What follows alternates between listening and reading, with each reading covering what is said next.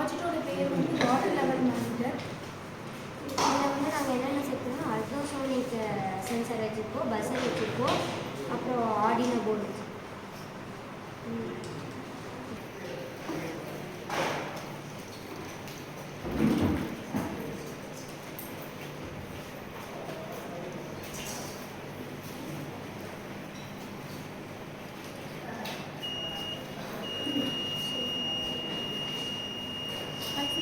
மேலே போனதுனால buzzer on ஆகி இது மூலமாக நம்ம வாட்டரை சேவ் பண்ணலாம்.